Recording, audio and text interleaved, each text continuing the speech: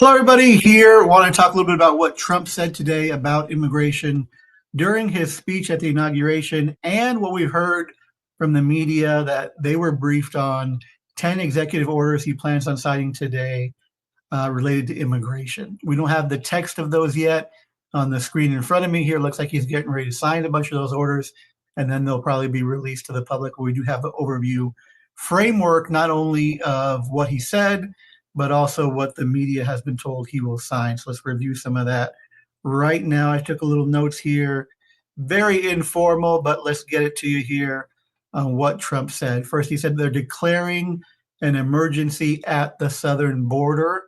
This will allow him to send and use military and more resources without having to go through Congress for that.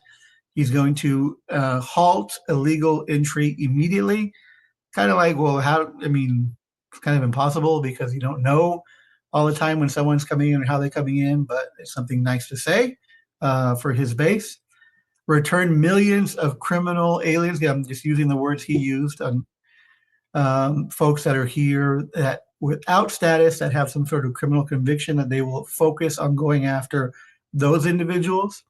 Reinstate Remain in Mexico, a program we're familiar with, whereby instead of allowing people to apply for asylum here within the country, they're given a date to come back to the border for their asylum interview to see if they can win their asylum case.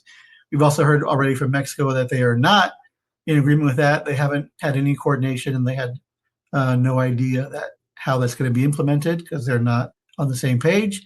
In the catch and release, where he claims that people get caught and then eventually released to the United States of America. He says no more of that will happen under his administration. Sending troops to the southern border to repel the invasion, designating the cartels as foreign terrorist organizations, which to me was interesting because I'm always looking for any changes, how can we use to benefit our community? Maybe opens up the chance for more S visas, more T visas for folks who are victims of these organizations.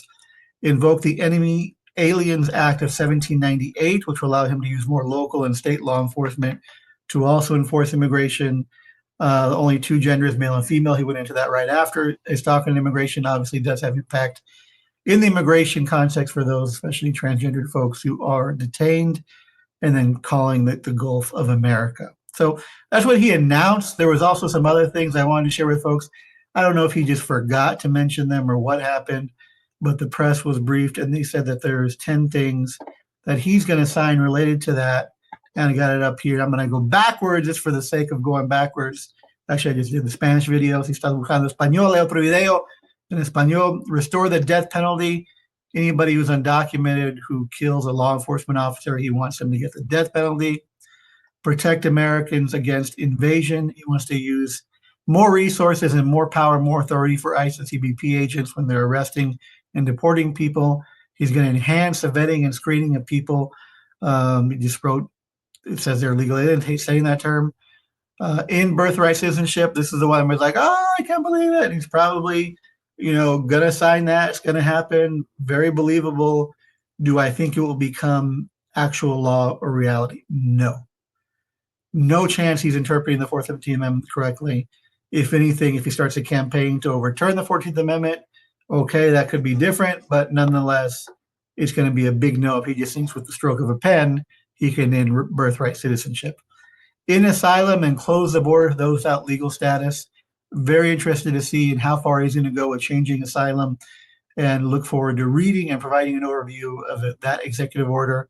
Suspend refugee resettlement. It's like, come on, man. Like, what do the refugees have anything to do with anything you've talked about or anything that got you elected, other than that they're usually black or brown people? Like, come on.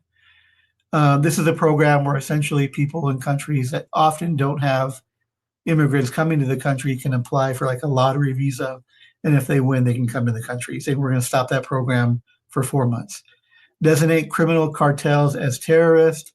This is that one that he did talk about during the speech as well. In catch and release, build the wall, and bring back Remain in Mexico. Talked about that as well.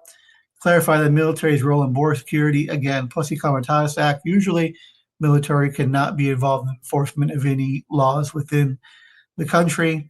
And the final, declare the emergency at the border. So, as we know, going to be, as we expected, going to be a very interesting 4 years, to say the least. What didn't happen today? No mass raids today. No millions deported today. No army knocking on the doors arresting people. A lot of these fears people had that January 15th, 20th, sorry, oh my God, it was going to be the end of the world for immigration. We're still here, folks. Our community is still here. We're still ready to fight. We're still going to win cases. We're not afraid.